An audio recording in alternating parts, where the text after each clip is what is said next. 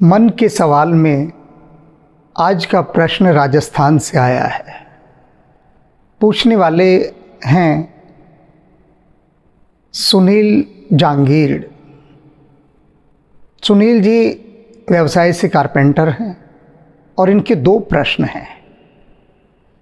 दोनों ही प्रश्न जीवन की गहरी एक साधना और सच्चाई के साथ जुड़े हैं, एक यात्रा के साथ जुड़े हैं और हमें भी इन प्रश्नों के साथ स्वयं को जोड़कर देखना है। यदि हम सफल हो जाते हैं इन्हें अपने साथ जोड़कर देखने में और इनके उत्तरों को हम आत्मसात कर लेते हैं तो यह एक बहुत बड़ी उपलब्धि होगी। सबसे पहले इनके प्रश्न सुनते हैं। राम गुरुजी, मेरा नाम सुनील जांगीड़ है। मैं राजस्थान का रहने वाला हूँ।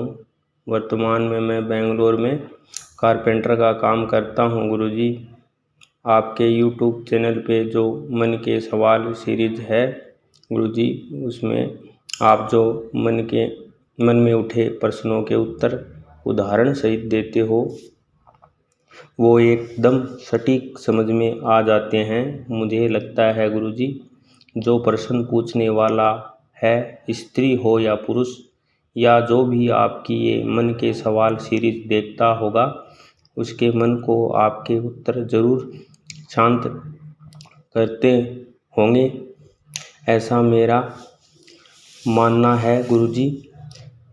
मेरा भी एक प्रश्न है गुरुजी, कृपा करके जिज्ञासा को दूर करें गुरुदेव।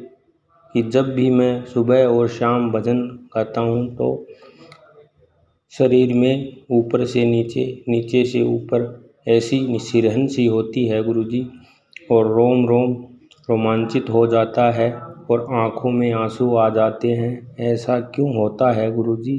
और ख़ासकर मंगलवार और शनिवार को ये ज़्यादा महसूस होता है गुरुदेव। एक और बात है गुरुजी, मैं आपके सारे व्याख्यान रामचरितमानस, सुंदरकांड, मन के सवाल, विनय पत्रिका सब सुनता हूँ, देखता हूँ। मेरा खुद का अनुभव है गुरुजी, पहले बहुत गुस्सा आता था गुरुजी, और जो काम मैं 9 बजे से 6 बजे तक करता हूँ वो काम मुझे 6 बजे तक ही करना पसंद था। पहले 6 बजने के बाद अगर 5 मिनट भी ऊपर हो जाए तो तन बदन में आग लग जाती थी गुरुजी। चाहे कितना भी अर्जेंट काम हो, 6 बजे के बाद मैं नहीं होता था काम गुरुजी मुझसे गुरुदेव। लेकिन अब इन व्याख्यानों की वजह से ना तो गुस्सा आता है गुरुजी और ना ही ऐसा लगता है कि 6 बज गए, चलो छोड़ो बहुत काम हुआ। अब तो ऐसा लगता है और थोड़ा काम करते हैं। शरीर को ज़रा भी थकावट महसूस नहीं होती गुरुजी। पूरा दिन आनंद से गुजरता है गुरुजी। धन्यवाद गुरुजी आपका, जो आपने मुझे ये मार्ग दिखाया। जय श्री राम गुरुजी, जय जय श्री राम। आपने सुना, सुनील जी के दो प्रश्न हैं। एक में उन्होंने पूछा है कि भक्ति भाव के समय मेरी आंखों से आंसू क्यों बहने लगते हैं, शरीर रोमांचित क्यों उठता है, क्या कारण है कि पूरा शरीर एक विचित्र सी हलचल से भर जाता है। और दूसरा है कि जब से रामचरितमानस और विनय पत्रिका की जो व्याख्या आ रही है, उनको सुनने से इनके मनोविकार धुलने लगे हैं, विकास होने लगा है, क्रोध चला गया है, मन में शांति आ गई है। ऐसा क्यों हुआ? सबसे पहले हम प्रश्न उठाएंगे इनके शरीर की विचित्र हलचल का, कि जब भी ये भक्ति करने बैठते हैं, विशेष रूप से मंगलवार और शनिवार को मुझे ऐसी अनुभूति होती है। क्या कारण है? एक शब्द है अंग्रेजी का, बाई प्रोडक्ट, प्यारा शब्द है। बाई प्रोडक्ट का मैंने हिंदी में बहुत खोजने का प्रयास किया कि क्या इसका मैं समानांतर ले सकता हूँ। तो आया कि किसी भी क्रिया का सहज स्वाभाविक परिणाम, लेकिन जो बात बाई प्रोडक्ट शब्द में है वो इसमें नहीं आ पा रही। तो हर चीज़ का एक बाई प्रोडक्ट होता है, यानी उसका परिणाम। उदाहरण के लिए एक व्यक्ति ठीक ठाक बैठा है, बातचीत कर रहा है, अच्छे से चल फिर रहा है, फिर अचानक वह शराब पीना शुरू करता है। जैसे जैसे शराब पीता जाता है वैसे वैसे उसके परिणाम सामने आते रहते हैं। उसकी वाणी लड़खड़ाने लगती है, कदम लड़खड़ाने लगते हैं। जो सोच रहा है और जो बोल रहा है उन दोनों में तालमेल नहीं होता। क्या कहना है क्या नहीं कहना उसे समझ में नहीं आता।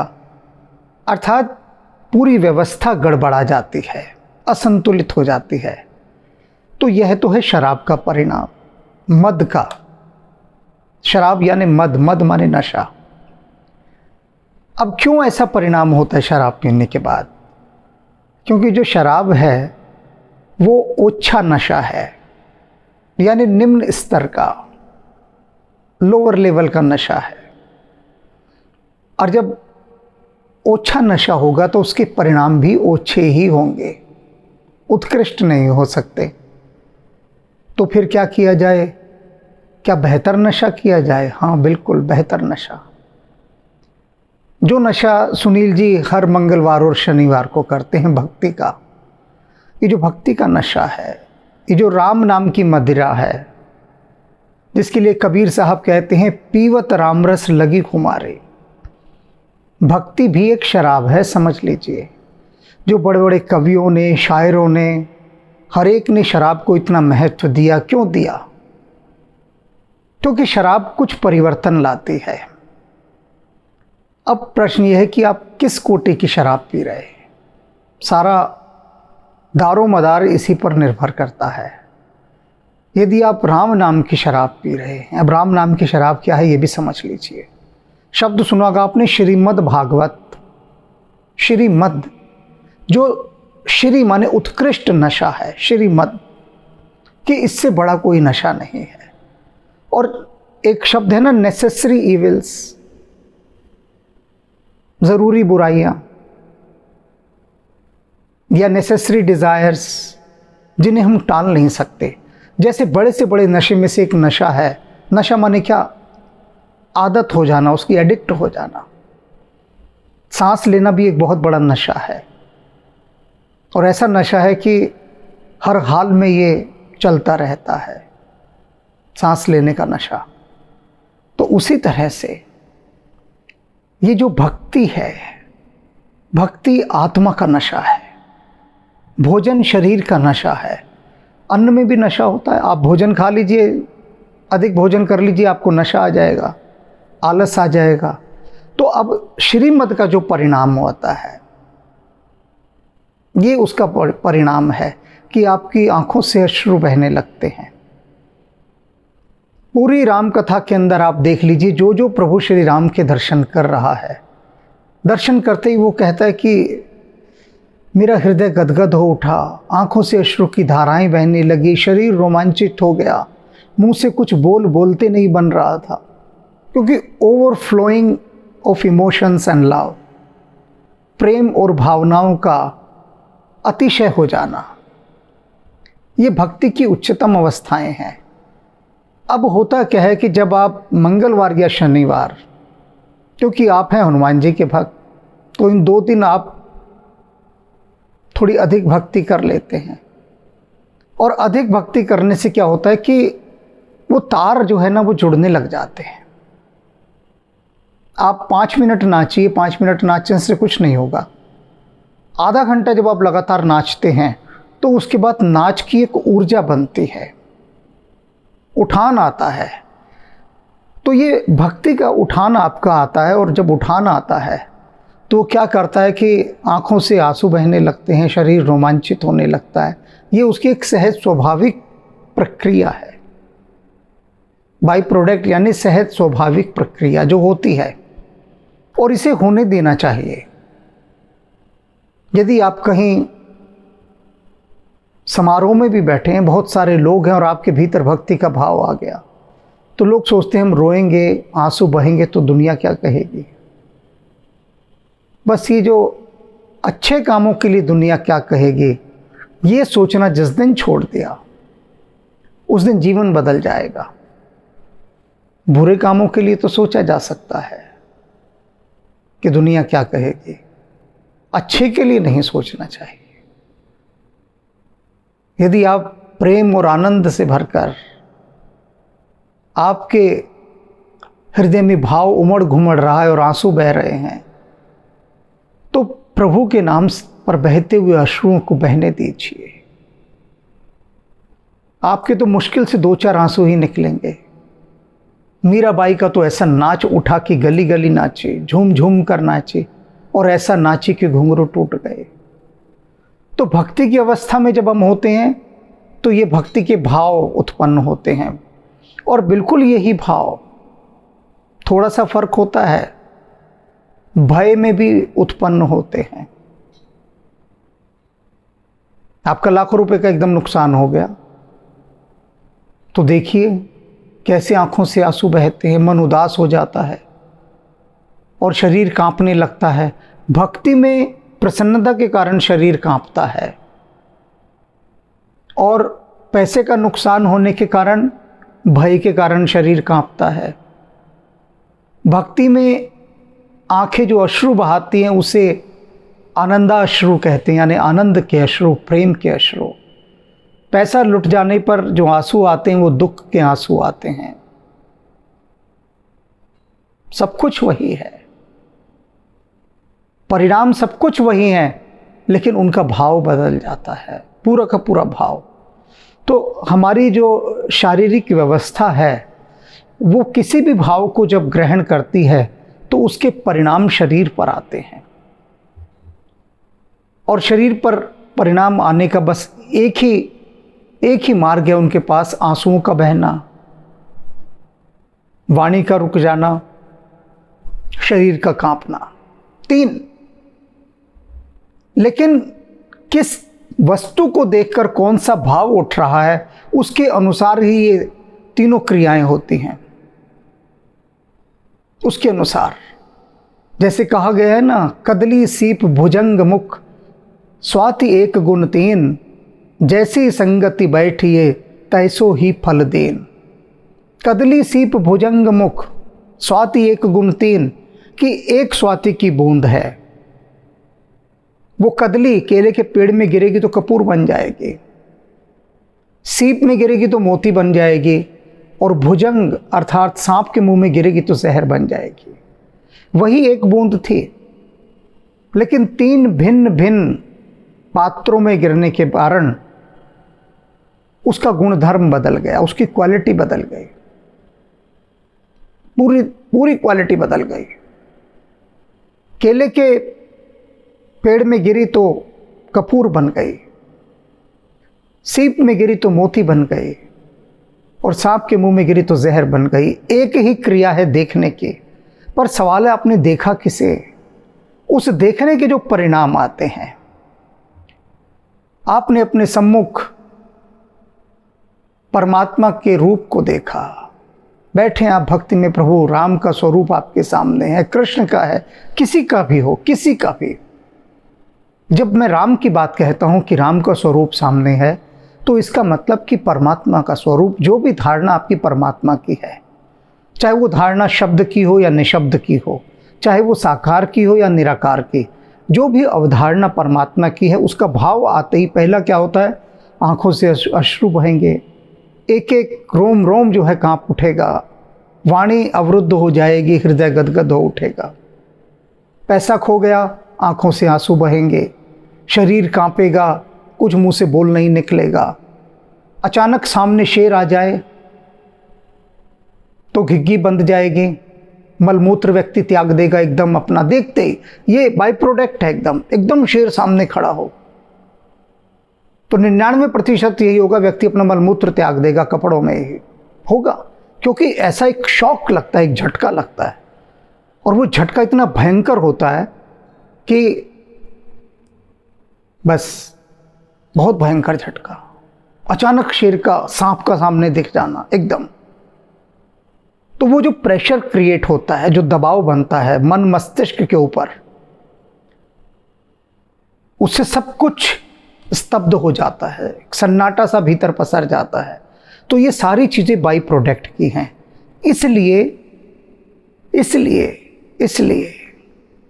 जो हमारी प्राचीन अवधारणा थी, उस प्राचीन अवधारणा में हम प्रत्येक स्थान पर परमात्मा की प्रतिमाएं रखते थे, प्रत्येक स्थान पर, कि जहाँ भी जा रहे हैं परमात्मा ही दिखाई दे रहा है, जहाँ भी जा रहे हैं। तो हर समय परमात्मा का ही भाव, उन्हीं का उद्दीपन बना रहता था हर समय। यही महिमा है सबसे बड़ी प्रतिमाओं की, कि आप देख किसे रहे हैं। उसी देखने के परिणाम आपके शरीर पर आते हैं। चारों तरफ आप प्रभु की मूरत देख रहे हैं, और यदि आप कोई अश्लील चित्र देख रहे हैं तो शरीर पर क्या प्रभाव, क्या प्रतिक्रिया होती है उसकी, सोच लीजिए। एक बार आपने राम का चित्र देखा और एक बार एक अश्लील चित्र देखा, तो उनके जो परिणाम है वो शरीर पर दिखाई देने लगते हैं, शरीर पर। क्योंकि वही जो पिक्चर बनेगी भीतर जाकर, वही अंदर एक केमिकल रिएक्शन करेगी, एक रासायनिक प्रक्रिया होगी। भक्ति भाव में भक्ति रस का सृजन होगा। और इसीलिए कहते हैं कि मन को निरंतर सदा हमेशा केवल सत्यम शिवम सुंदरम पर ही टिकाओ। जब आपकी सारी दृष्टि हर समय राम का ही चिंतन करेगी, परमात्मा का ही चिंतन करेगी, तब भला वह अशुभ कैसे सोच सकती है। और उसके जो परिणाम होंगे वो बड़े ही सुखद होंगे, जैसे कि इनके भीतर हो रहे हैं और बाकी सबके भीतर होते हैं। अब इनका दूसरा प्रश्न, कि रामचरितमानस और विनय पत्रिका की व्याख्या सुनते सुनते मेरे क्रोध में बहुत कमी आई है। देखा आपने, सुना ही इन्हें कि पहले किस तरह से गुस्से वाले थे और एकदम ही बदल गए हैं। तो वो पूछ रहे हैं ऐसा क्यों हुआ। एक उदाहरण बताता हूँ कि यदि कोई मुझसे पूछे कि हमारा आंगन बहुत गंदा रहता था, कीचड़ ही कीचड़, दुर्गंध ही दुर्गंध, हमने उसे पानी से खूब धोया, तो कृपया आप हमें बताइए कि हमारा आंगन साफ क्यों हो गया।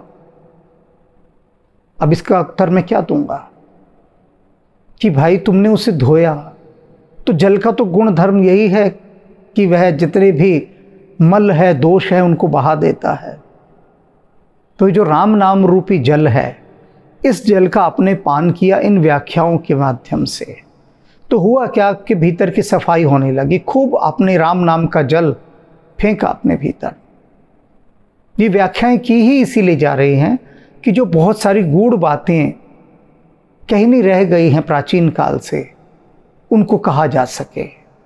कही जा रही हैं, सुनी जा रही हैं। और ये तो एक इनकी बात है। न जाने कितने लोगों ने इस बात को मुझसे कहा है कि इन व्याख्याओं के परिणाम स्वरूप उनका शुद्धिकरण हो रहा है, क्योंकि राम नाम का जल सब कुछ स्वच्छ कर देता है। लेकिन हमें रोज़ स्वच्छ करना होता है, क्योंकि आंगन और घर को रोज़ साफ करते हैं ना। ये तो नहीं कि एक दिन कर लिया उसके बाद छोड़ दिया। नियमित सफाई होती है, नियमित। आपने देखा होगा कि प्राचीन काल में जब तलवारें चला करती थी, तो हर योद्धा अपनी तलवार को बैठा तेज कर रहा होता था, अपने हथियारों को। या जो लोग बंदूक चलाते थे वो बंदूक को साफ करते थे। तो हर क्षेत्र में अभ्यास चाहिए, सफाई चाहिए, हर एक में सफाई चाहिए। जो सर्कस में काम करता है, कर्तव्य दिखाता है, वो ये थोड़ी ना कि खा पीकर आए और आपको कर्तव्य दिखाने लगा। आपको कर्तव्य दिखाने से पहले वह कितनी बार फिर अभ्यास करता है, रोज अभ्यास करता है। तो ये अभ्यास क्या है? सफाई। ऐसे बहुत सारे लोगों का शुद्धिकरण हुआ। तो उनमें से किसी ने मुझसे एक प्रश्न किया कि क्या इन नेताओं का शुद्धिकरण नहीं हो सकता? क्या ये आपकी रामचरितमानस और विनय पत्रिका की व्याख्या नहीं देखते होंगे? मैंने उसको कहा बिल्कुल नहीं देखते होंगे, बिल्कुल भी नहीं। आज तक तो एक भी राजनेता ने ये व्याख्या नहीं देखी, ये निश्चित है, सुनिश्चित है। क्यों नहीं देखी, उसके कारण है। वास्तव में ये जो सीरीज है दोनों, ये तैयार तो मैंने राजनेताओं के लिए ही किए थे और किसी के लिए की नहीं, लेकिन जिसके लिए तैयार की थी वो देख नहीं पा रहे हैं। बाकी भक्त लोग इसका खूब रसास्वादन कर रहे हैं, इससे लाभान्वित हो रहे हैं। अब उन्हीं के लिए क्यों मैंने इसकी रचना की थी, ये सुन लो। दरअसल राम राजा हैं और राम की बातें राजा की बातें हैं, और राजा की बातें राजा को ही सुननी चाहिए, राजा के सुनने के लिए ही हैं। रघुपति राघव राजा राम, पतित पावन सीता, और पतितों को ये पावन करने वाले हैं, यानी भीतर के दोषों को हटाने वाले। अब कोई भी राजनेता ये सीरीज क्यों नहीं देखता है, उसका कारण है कि जो सत्ता में है राजनेता, वो सुबह उठा, उठने के बाद स्नान करने के बाद भगवान को मनाने जाता है। पूजा पाठ जो करना है वो पूजा पाठ, जो पारंपरिक रिचुअल्स है, पूजा पाठ किया। उसके बाद लोगों की, मिलने वालों की भीड़, सुबह का समय मिलने का, फिर अपनी फाइलें देखना, फाइलें बहुत होती हैं। फाइलों के बाद फिर मीटिंग्स, मीटिंग के बाद जिस पार्टी का वो नेता है उस पार्टी को मजबूत करना है, उस पर बराबर ध्यान रखना, विरोधियों पर नज़र रखने की विरोधी किस तरह से उसकी पार्टी को कमज़ोर कर रहे हैं। और फिर मीटिंग, कुछ उद्घाटन, कुछ सामाजिक दौरे, कहाँ समय बचता है, रात हो जाती है, रात हो जाती है। किसके पास समय है? अरे जो लोग बिल्कुल खाली बैठे हैं, जिनको कोई काम नहीं, कोई भी काम नहीं, परमात्मा ने पैसा भी खूब दे दिया, कोई काम नहीं, वे लोग भी मुझे कहते थे कि ऐसा है गुरुदेव, आप रोज़ रोज़ एक एक क्यों बना देते हैं, हमसे तो देखे भी नहीं जाते और आप बना देते हैं, आपका रोज़ एक एपिसोड आ जाता है, हमसे देखे नहीं जाते, आप बना कैसे देते हैं? तो ऐसे लोग भी हैं जो बिल्कुल खाली बैठे हैं। अब जब बिल्कुल खाली वाले भी नहीं देख पा रहे, तो वो कहाँ से देखेंगे जो राजनीति में बिल्कुल हैं? अब ये तो मैंने सत्ताधारी बताए नेता। अब जो सत्ता में नहीं है वो नेता, उनकी प्राणों की सारी ऊर्जा सत्ता में आने के लिए लगी हुई है कि किस प्रकार से हम सत्ता में आए, कैसे अपनी पार्टी को और मजबूत करें। तो पूरा ध्यान पार्टी की मजबूती पर, अपने प्रचार प्रसार पर, तो सारी समग्र चेतना, समग्र ऊर्जा बस इसी पर टिकी है कि किस प्रकार से अगली बार हम सत्ता में आए। राम से कुछ सीखना है, राम राजाओं के सर्वोत्कृष्ट उदाहरण हैं, इस पर दृष्टि केंद्रित नहीं है। अन्यथा इस पूरी सीरीज के अंदर रामचरितमानस की राम बता रहे हैं कि राजा का व्यवहार होना कैसा चाहिए, राजा किस प्रकार से प्रजा का पालन करे। और जो एक और बड़ी गहरी बात, रहस्य की गहरी बात, कि जितने भी राजनेता है ना, जितने भी राजनेता, ये बड़ी गहरी बात बता रहा हूं आज, चाहे सत्ताधारी हो चाहे सत्ताधारी ना हो, जितने भी राजनेता हैं, ये परमात्मा के घर से आए हैं, सीधे सीधे। हम सब तो इधर उधर से आए हैं, दाएं बाएं से, मैं बता दूं, ये सीधे परमात्मा के घर से आए हैं। ये कहीं ना कहीं पूर्व जन्म में स्वर्ग के देवता रहे हैं, बड़े तपस्वी और उच्च कोटि के साधक, जिन्होंने इतनी तपस्या की, इतनी तपस्या की कि परमात्मा ने इनसे कहा कि जाओ, मैं तुमसे इतना प्रसन्न हूं कि राम जी ने कहा मैं तुम्हें अपना प्रतिनिधि बनाकर भेजता हूं, जाओ। तुम जनप्रतिनिधि नहीं हो। ये नेता लोगों ने अपने लिए नया नाम गढ़ा है, जनप्रतिनिधि। मैं कहता हूं नहीं, जन के थोड़ी ना प्रतिनिधि हो तुम राम के प्रतिनिधि हो, परमात्मा के प्रतिनिधि। परमात्मा ने तुम्हें भेजा है कि जाओ। जैसे मैं पूरे ब्रह्मांड का पालन पोषण करता हूं, ऐसे तुम भी पिता बन के इस प्रजा का पालन पोषण करो, तुम मेरे अंश हो। ये निश्चित बात कह रहा हूं। जो भी राजनेता है, जो भी पॉलिटिशियंस है, परमात्मा ने उसको अपना प्रतिनिधि बनाकर भेजा है, तभी तो वो वहां पर है। तभी तो वहां पर हैं, नहीं तो मेरे जैसे लोग वहां बैठे होते सत्ता में। मेरे जैसे लोग तो नहीं है ना सत्ता में। कौन है? वे लोग हैं जो परमात्मा के अतिशय प्रिय हैं। चुना परमात्मा ने उनको, ये चुनी हुई रूहें हैं, ये आत्माएं बहुत उच्च कोटि की आत्माएं हैं, जिनको इतनी बड़ी जिम्मेदारी देकर परमात्मा ने भेजा है। मैं तो जब भी किसी राजनेता को देखता हूं, मैं उसको हाथ जोड़कर प्रणाम करता हूं और कहता हूं, आपके हृदय में विराजमान परमात्मा को मेरी राम राम। उनको मैं सच्चे हृदय से करता हूं। मैं आपको बता दूं, आप सभी को मैं राम राम करता हूं, वो सामान्य कैजुअल होती है, लेकिन जब भी किसी राजनेता को देखता हूं, चाहे उसके बारे में ये कहा गया हो ये कितना भ्रष्ट है, करप्ट है, कुछ भी है, मैं उसका वो कोई भ्रष्टपना नहीं देखता, कोई करप्टपना नहीं देखता, कुछ नहीं देखता। मैं तो हाथ जोड़ देता हूं और कहता हूं कि आपके हृदय में विराजमान परमात्मा को मेरी राम राम। कितनी बड़ी अनुकंपा परमात्मा की कि उसने आपको नेता बनाकर भेजा, जो नेतृत्व करे, जो प्रजा का पालन करे। निश्चित रूप से बड़ी पुण्यात्मा है आप, और है भी। ये बात बिल्कुल अलग है, अब बिल्कुल अलग है कि वह अपने इस निज उच्च स्वरूप को न जाने। जो जान लेगा वो तत्काल राम को पालेगा, तत्काल। राजनीति एक वो जंपिंग बोर्ड है जहां से परमात्मा को तत्काल पाया जा सकता है, तत्काल। और उसका सूत्र राम जी ने दे दिया कि प्रजा की सेवा, प्रजा की सेवा। राम कहते हैं, देखो जैसे मैं ना दिन देखता था ना रात, बस प्रजा की सेवा में लगा रहता था सच्चे हृदय से। इसी प्रकार से मेरे प्रतिनिधियों, तुमको मैंने राजा बनाकर भेजा, नेता बनाकर भेजा। प्राचीन शब्द राजा था, आज का शब्द नेता है। तुम्हें मैंने नेता बनाकर भेजा, तो करो, प्रजा की पालना करो, हृदय से करो। ऐसे करो जैसे तुम अपने बच्चे को गोद में लेके उसे दुलारते हो, ऐसे प्रजा को दुलारो। और प्रजा को इतना भरोसा हो कि हमारा बाप हमारे सिर पे बैठा है, हमें क्या चिंता। इतना गहरा आत्मविश्वास कि प्रजा तुमको देखे और देखती कहे ये तो हमारा बाप है, हमारा पिता है। और बाप जी के होते हुए छाती कैसी चौड़ी हो जाती है। तो तुम ऐसे ही अपनी प्रजा की पालना करो। तो आज इन दो प्रश्नों के माध्यम से बहुत गहरी चर्चा हो गई, बहुत गहरी चर्चा।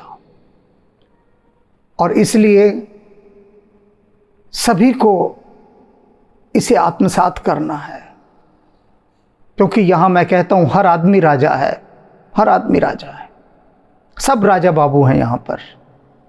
तो अपने अपने भीतर जो राम जी हैं उनको प्रकट करना है, बस इतनी सी बात है। उस यात्रा पर निकलना है। राम राम।